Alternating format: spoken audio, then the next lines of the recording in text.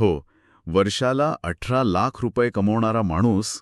ऐकायला खूप मोठी रक्कम वाटते नाही का? हो ना, म्हणजे एखाद्याला सहज वाटेल की बापरे, इतकं उत्पन्न असणारा माणूस आरामात स्वतःचं एक चांगलं घर घेऊ शकेल.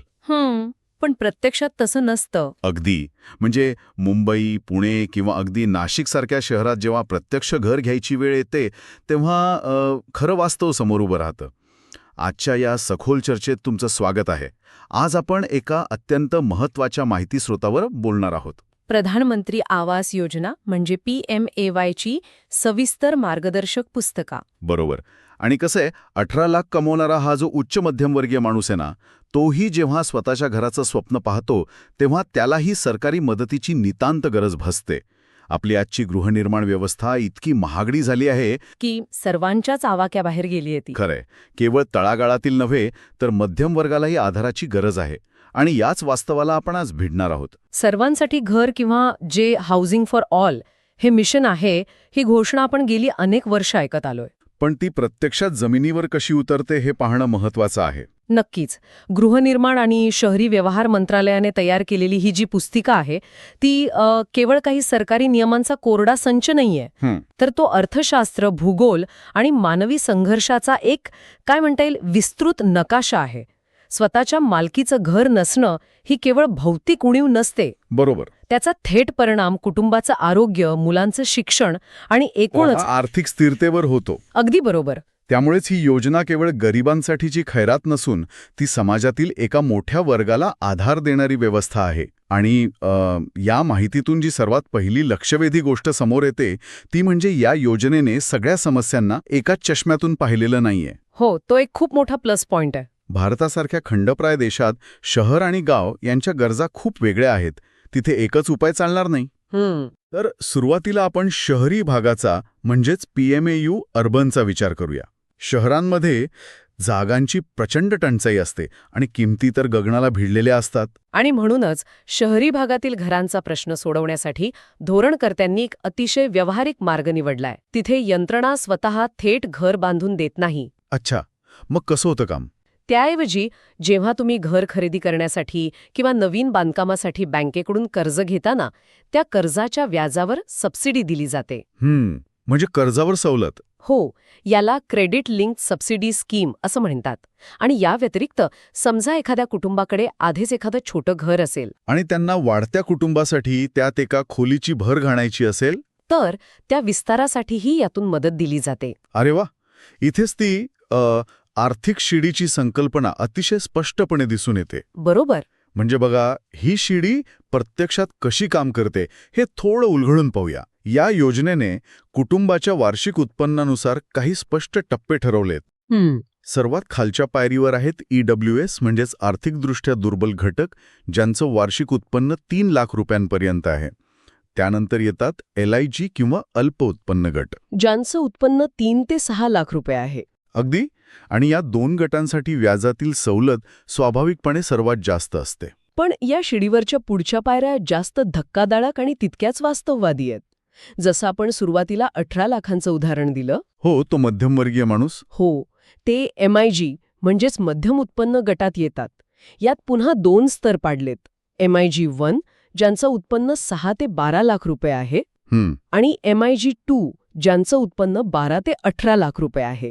शहरी वास्तवाचं भान ठेवून या गटांनाही व्याजावर सबसिडी दिली जाते. बापरे, म्हणजे 18 लाखांपर्यंत उत्पन्न असलेल्यांनाही या योजनेचा फायदा मिळतो? हो, नक्कीच मिळतो. पण ही सबसिडी प्रत्यक्षात काम कशी करते?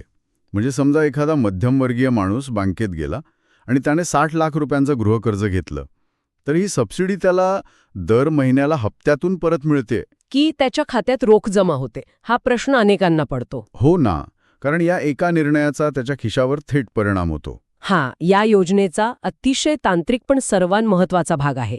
जेव्हा एखाद्या पात्र व्यक्तीचं गृहकर्ज मंजूर होतं, तेव्हा सरकारकडून मिळणारी सबसिडीची रक्कम, जी साधारण किती असते? जी वर्गवारीनुसार साधारणपणे 2 ते 2.5 लाख रुपयांच्या आसपास असू शकते. ओके. ती थेट त्या व्यक्तीच्या कर्ज खात्यात म्हणजे लोन अकाउंटमध्ये आगाऊ अपफ्रंट जमा केली जाते. या पद्धतीचा सर्वात मोठा फायदा काय होतो तर कर्जाची मूळ रक्कम थेट 2.5 लाखांनी कमी होते. अरे वा. म्हणजे प्रिन्सिपल अमाऊंटच कमी झाली. अगदी. आणि परिणामी त्या व्यक्तीला पुढची 15 किंवा 20 वर्षे दर महिन्याला जो हप्ता भरावा लागतो म्हणजे EMI, तो लक्षणीयरित्या कमी होतो. हे गणित खरोखरच खूप प्रभावी आहे. दर महिन्याला वाचलेले ते 2-3 हजार रुपये एका मध्यमवर्गीय कुटुंबासाठी मुलांच्या शाळेची फी भरण्यासाठी किंवा घरातला किराणा आणण्यासाठी मोठा आधार ठरतात. हो.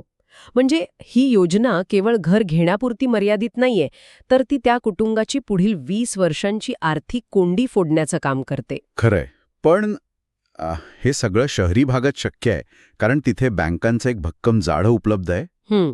तिथे लोक अधिकृत नोकऱ्या करतात आणि गृहकर्ज घेतात. पण आता विचार करूया एका खेड्याचा. तिथे ना मोठ्या बँका असतात, ना लोक कर्ज काढून डेव्हलपरकडून फ्लॅट विकत घेतात. बरोबर. तिथे लोक स्वतःच्या मालकीच्या जागेवर हळूहळू विटा माती रचून घर बांधतात. मग जर व्याजावरची सबसिडी गावाकडे कामाचीच नाहीये, तर तिथे ही योजना कशी पोहोचते? तिथेच PMMI ग्रामीण म्हणजे ग्रामीण भागाचं धोरण पूर्णपणे बदलतं. ग्रामीण भागात कर्जावरील व्याजाची सवलत न देता थेट आर्थिक मदत देण्याचा मार्ग स्वीकारला आहे. थेट पैसे? हो. जे लोक पूर्णपणे बेघर आहेत किंवा जे आजही कच्च्या, मातीच्या आणि कुडाच्या घरात राहतात, त्यांना पक्कं घर बांधण्यासाठी थेट त्यांच्या बँक खात्यात हप्त्याहप्त्याने पैसे दिले जातात. आणि इथेच या धोरणात आणखी एक सूक्ष्म घटक प्रवेश करतो. तो म्हणजे राज्याचा भूगोल. भूगोल. इथेच खऱ्या अर्थाने रंजकता वाढते. म्हणजे सरकारी योजनेत चक्क भौगोलिक परिस्थितीचा विचार केलेला पाहणं दुर्मिळच आहे. अगदी. या माहिती स्रोतात दिले की जर घर सपाट भागात बांधायचं असेल तर 1,20,000 रुपये दिले जातात. आणि जर तेच घर डोंगराळ किंवा अतिदुर्गम भागात बांधायचं असेल तर 1,30,000 रुपये दिले जातात. वरवर पाहता हा 10,000 रुपयांचा फरक खूप क्षुल्लक वाटू शकतो. पण जर एखाद्याने सह्याद्रीच्या डोंगर रांगांमध्ये किंवा ईशान्य भारतातील अतिदुर्गम भागात प्रत्यक्ष घर बांधण्याचा अनुभव घेतला असेल ना, तर त्याला हा फरक किती महत्वाचा आहे हे समजेल. खरंय. तिथे पक्के रस्ते नसतात. सिमेंटची गोणी, विटा किंवा लोखंड मुख्य रस्त्यावरून प्रत्यक्ष घराच्या जागेपर्यंत वाहून नेण्यासाठी माणसांना किंवा खेचरांना लावावं लागतं. आणि ज्याचा मजुरीचा खर्च प्रचंड असतो.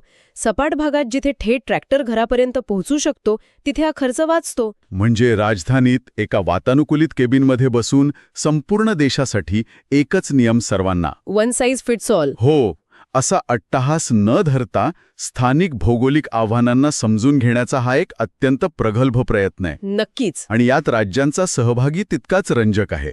माहिती स्रोतात महाराष्ट्राचं विशेष उदाहरण आहे, जिथे राज्य शासन नुसतंच बघत बसलेलं नाहीये. हे संघराज्य व्यवस्थेचं म्हणजे फेडरल स्ट्रक्चरचं एक उत्कृष्ट उदाहरण म्हणता येईल. केंद्राने ठरवून दिलेल्या या 1.5 लाखाच्या रकमेत महाराष्ट्र सरकार स्वतःच्या तिजोरीतून अतिरिक्त अनुदान जोडतं. अच्छा, म्हणजे राज्याचा वाटा. हो. महाआवास अभियानासारख्या राज्यस्तरीय प्रयत्नांमुळे ग्रामीण भागातील लाभार्थ्याला मिळणारी अंतिम रक्कम वाढते. शिवाय घर केवळ उभं करून चालत नाही. त्यात शौचालय बांधण्यासाठी स्वच्छ भारत मिशनमधून आणि मजुरीसाठी मनरेगामधून अतिरिक्त पैसे जोडले जातात. बापरे. म्हणजे 3 वेगवेगळ्या योजनांचा संगम करून एक परिपूर्ण निवारा उभा केला जातो. अगदी बरोबर. हे ऐकायला खूपच आदर्श आणि परिपूर्ण चित्र वाटतं. केंद्र सरकार, राज्य सरकार आणि वेगवेगळ्या योजनांचा उत्तम समन्वय. पण जेव्हा सरकारी तिजोरीतून थेट पैसा वाटला जातो, तेव्हा एक मोठा आणि स्वाभाविक धोका नेहमीच उभा राहतो. तो म्हणजे चुकीच्या लोकांच्या हातात हा पैसा जाण्याचा धोका. बरोबर आहे. ज्या माणसाचं गावात आधीच एक मोठं पक्कं घर आहे, तोही या योजनेचा फायदा लाटायला पुढे येऊ शकतो. याच धोक्याला आळा घालण्यासाठी या योजनेत पात्रतेचे अत्यंत कडक नियम आणि कागदपत्रांची एक भली मोठी यादी दिली आहे. आणि ती यादी आणि ते नियम इतके कडक आहेत की अनेकदा सामान्य माणसाला ते अत्यंत जाचक वाटू शकतात. पात्रतेची सर्वात मोठी आणि मुख्य अट म्हणजे अर्जदाराच्या किंवा त्याच्या कुटुंबातील कोणत्याही सदस्याच्या नावे संपूर्ण भारतात कुठेही स्वतःच्या मालकीचं पक्कं घर नसावं. कुठेही. ओळख पटवण्यासाठी आधार कार्ड अनिवार्य आहे. शहरी भागासाठी पॅन कार्ड लागतं. याशिवाय उत्पन्नाचा दाखला, बँक पासबुक, रहिवासी दाखला आणि सर्वात महत्त्वाचं म्हणजे काय? घर बांधायचं असल्यास स्वतःच्या मालकीच्या जमिनीची कागदपत्रे द्यावी लागतात. थांबा. इथे एका अत्यंत कळीच्या मुद्द्यावर मला प्रश्न विचारायचा आहे. विचारा. संपूर्ण भारतात कुठेही पक्के घर नसावे ही अट कागदावर वाचायला खूप तर्कशुद्ध वाटते. पण प्रत्यक्ष जमिनीवरचं वास्तव काय असतं? समजा महाराष्ट्रातील एका छोट्या खेड्यात एखाद्या माणसाचं त्याच्या वडिलांच्या नावावर असलेलं एक छोटंसं पक्कं घर आहे. ओके. पण गावात कसलाही रोजगार नाही म्हणून तो माणूस पोटापाण्यासाठी कुटुंबासह मुंबईला किंवा पुण्याला येतो. हां. शहरात तो एका झोपडपट्टीत 10 बाय 10च्या पत्र्याच्या खोलीत अत्यंत अस्वच्छ आणि असुरक्षित वातावरणात राहतोय. त्याला खऱ्या अर्थाने शहरात एका चांगल्या निवाऱ्याची तातडीची गरज आहे. बरोबर. पण या अटीनुसार तो या योजनेसाठी पूर्णपणे अपात्र ठरतो, कारण त्याच्या नावावर गावात एक घर आहे. म्हणजे ही योजना एका झोपडपट्टीत राहणाऱ्या, खऱ्या अर्थाने संघर्ष करणाऱ्या माणसाला थेट मदत नाकारते. हा या योजनेचा एक मोठा दोष नाही का? म्हणजे बग नाहीये का हा? हां. अत्यंत भावनिक आणि धोरणात्मक पातळीवरील एक गुंतागुंतीचा प्रश्न आहे. त्या झोपडपट्टीत राहणाऱ्या माणसाची परिस्थिती नक्कीच वाईट आहे, यात शंका नाही. पण काय? जेव्हा राष्ट्रीय पातळीवर धोरण ठरवलं जातं तेव्हा कठोर आणि व्यावहारिक निर्णय घ्यावेच लागतात. सरकारी संसाधने आणि निधी अमर्याद नसतो. देशात असे लाखो लोक आहेत ज्यांच्याकडे ना गावात स्वतःचं घर आहे ना शहरात, जे अक्षरशः रस्त्यावर, पुलाखाली किंवा उघड्या आकाशाखाली झोपतात. धोरणाच्या भाषेत त्यांना ॲब्सोल्यूट शेल्टरलेस म्हटलं जातं. पण मग त्या झोपडपट्टीत राहणाऱ्या कुटुंबांनी काय करायचं? पोटापाण्यासाठी शहरात येऊन अशा परिस्थितीत राहणे ही त्यांची चूक आहे का? ती त्यांची चूक नक्कीच नाही, पण अर्थशास्त्रामध्ये ऑपॉर्च्युनिटी कॉस्ट नावाची एक अत्यंत महत्त्वाची संकल्पना असते.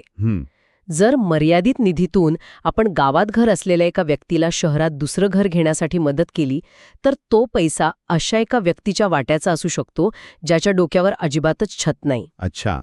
त्यामुळे धोरणकर्त्यांच्या दृष्टिकोनातून विचार केला तर ही अट एक दोष नसून ते एक मुद्दाम तयार केलेलं आणि आवश्यक असं वैशिष्ट्य आहे. म्हणजे ते एक फीचर आहे. हा कडक नियम एक अत्यंत प्रभावी गाळणी म्हणून काम करतो.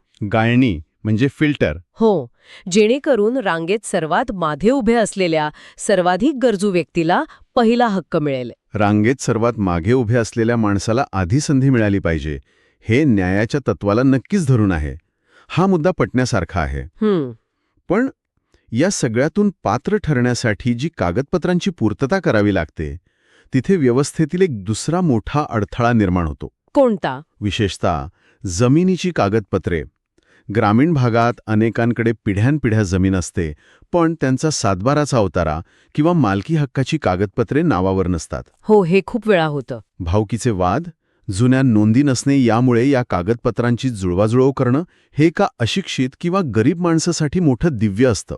तिथेच प्रशासनाची खरी कसोटी लागते. पण बघा, कागदपत्रांची एवढी कडक मागणी केवळ लालफितशाहीचा किंवा नोकरशाहीचा भाग म्हणून केली जात नाही. मग ज्या जागेवर सरकार आर्थिक मदत देऊन घर बांधणार आहे, ती जागा कायदेशीररित्या त्या व्यक्तीची असणं अत्यंत आवश्यक असतं. जर जागेचा कायदेशीर वाद असेल तर ते घर पाडलं जाऊ शकतं. बरोबर. भविष्यात ते घर पाडलं जाण्याची किंवा त्यावर दुसऱ्या कोणी दावा सांगण्याची मोठी शक्यता असते. गरिबांचं हे मोठं नुकसान टाळण्यासाठीच आणि त्यांचं घर कायदेशीररित्या सुरक्षित राहावं यासाठी जमिनीच्या कागदपत्रांचा इतका आग्रह धरला जातो. आता समजलं.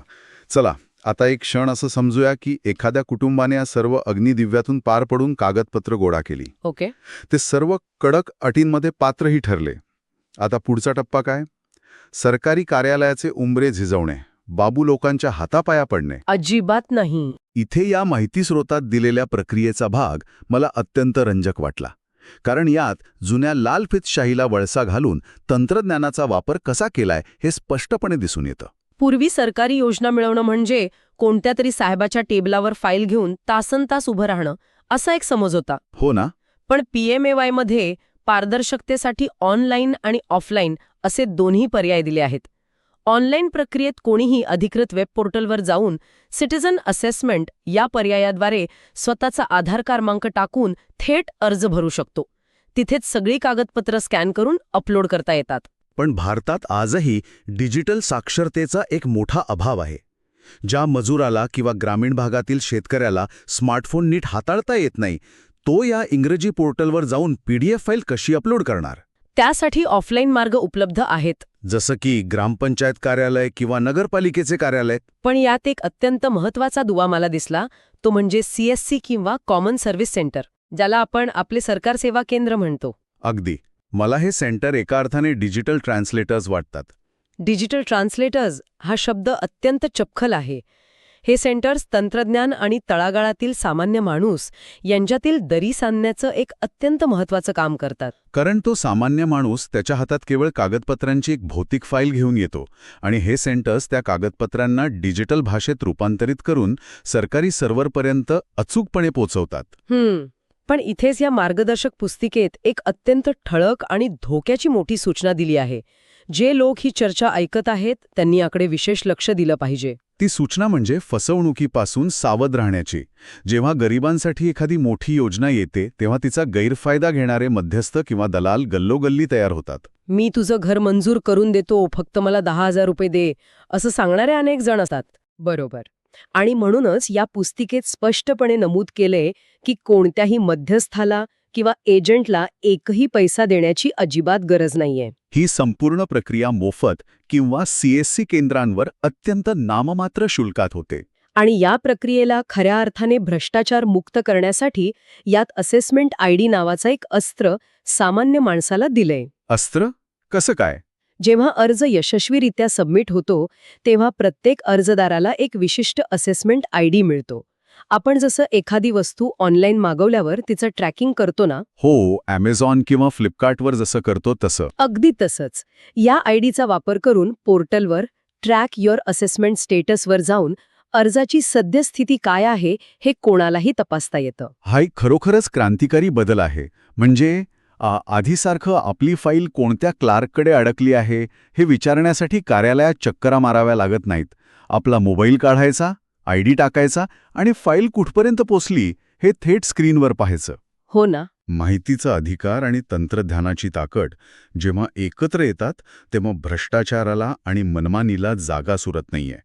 हे असेसमेंट ID म्हणजे त्या सामान्य माणसाच्या हातातील एक पारदर्शक साधन बनलं आहे. जर आपण या संपूर्ण चर्चेचं आता सार काढलं तर एक गोष्ट अतिशय स्पष्ट होते की PMAY ही नुसतीच सिमेंट, विटा आणि लोखंड वापरून घरे बांधणारी योजना नाही, तर ती एक अत्यंत विचारपूर्वक गुंफलेली सामाजिक आर्थिक सुरक्षा व्यवस्था आहे, जिने एका बाजूला शहरी भागात व्याजाच्या सबसिडीतून मध्यम वर्गाला मोठा आधार दिलाय, तर दुसऱ्या बाजूला ग्रामीण भागातील भौगोलिक आणि आर्थिक आव्हाने ओळखून थेट मदतीचा एक पारदर्शक मार्ग तयार केला आहे. अगदी बरोबर. आणि आता चर्चेच्या शेवटी सर्वात महत्त्वाचा प्रश्न. ही चर्चा जी लोक ऐकत आहेत त्यांच्यासाठी या माहितीचं महत्त्व काय? कदाचित आज जे ही चर्चा ऐकत आहेत ते स्वतः एका वातानुकूलित घरात आरामदायी सोफ्यावर बसले असतील. त्यांना स्वतःसाठी या योजनेची अजिबात गरज नसेल. मग त्यांनी हा वेळ का द्यावा? कारण या माहितीचं खरं सामर्थ्य हे ती सामायिक करण्यात म्हणजे शेअर करण्यात आहे. बरोबर. आपल्या आजूबाजूला असे अनेक लोक असतात ज्यांना या मदतीची नितांत गरज असते, पण त्यांच्यापर्यंत ही माहिती पोहोचलेली नसते. अगदी बरोबर. आपल्या घरात काम करणारे मदतनीस, आपली सोसायटी साफ करणारे सफाई कामगार, आपली गाडी चालवणारे ड्रायव्हर किंवा गावाकडचे काही ओळखीचे गरजू लोक. त्यांना कदाचित या योजनेतील MIG किंवा EWS या तांत्रिक शब्दांचा अर्थ माहीत नसेल. त्यांना असेसमेंट ID कसा ट्रॅक करायचा हेही माहीत नसेल. अशावेळी आपण त्यांच्यासाठी तो डिजिटल ट्रान्सलेटर बनू शकतो. आपण त्यांना या योजनेची योग्य माहिती देऊ शकतो, त्यांना CSC सेंटरचा रस्ता दाखवू शकतो आणि दलालांकडून होणारी त्यांची मोठी लूट थांबवू शकतो. नक्कीच. हे नुसतं ज्ञान नाही तर दुसऱ्याच्या आयुष्यात कायमस्वरूपी निवारा निर्माण करण्याची ताकद असलेली माहिती आहे. जेव्हा समाजातील तळाच्या घटकाला हक्काचा निवारा मिळतो तेव्हा ते कुटुंब अनेक आजारांतून बाहेर पडतं, मुलं सुरक्षित वातावरणात अभ्यास करू शकतात आणि खऱ्या अर्थाने संपूर्ण समाजाची प्रगती होते. खरोखर निवारा ही मानवाची अत्यंत मूलभूत आणि भावनिक गरज आहे. पण जाता जाता याच निवाजाच्या संदर्भात एका वेगळ्या आणि अत्यंत ज्वलंत मुद्द्याकडे मला लक्ष वेधायचं आहे. कोणता मुद्दा? आज आपण पक्क्या घरांबद्दल बोललो, सिमेंट आणि विटांच्या मजबूतीबद्दल बोललो, पण सध्या ज्या भयंकर वेगाने हवामान बदल होत आहेत, क्लायमेट चेंज. हो, तो तर खूप मोठा प्रश्न आहे. उन्हाळ्यातील तापमान दरवर्षी नवीन उच्चांक गाठत आहे. अचानक ढगफुटी आणि महापूर येत आहेत. ते पाहता येत्या 10-20 वर्षात पक्कं घर या शब्दाची व्याख्याच मुळात कशी बदलेल? खरोखरच अस्वस्थ करणारा पण अत्यंत गरजेचा विचार आहे. सारख्या योजनांना केवळ विटा आणि सिमेंटचं 4 भिंतींचं मजबूत बांधकाम करून चालणार नाही. वाढत्या तापमानात ती घरे आतून थंड कशी राहतील? अचानक पुराचं पाणी आल्यास ती घरे तगधरू शकतील का? बरोबर आहे. म्हणजेच भविष्यात घरांना केवळ पक्के असून चालणार नाही, तर त्यांना क्लायमेट रेझिलियंट किंवा हवामान बदलाला तोंड देण्यास सक्षम असावं लागेल का? आज मोठ्या प्रमाणावर बांधली जाणारी ही घरं भविष्यातील पर्यावरणीय संकटांसाठी तयार आहेत का? यावर नक्कीच विचार व्हायला हवा. हो, या बदलत्या व्याख्येवर आणि भविष्यातील निवाऱ्याच्या स्वरूपावर नक्की विचार करा. आजच्या या सखोल चर्चेत आपण इथेच थांबूया. पुन्हा भेटूया अशाच एका नव्या विषयासह.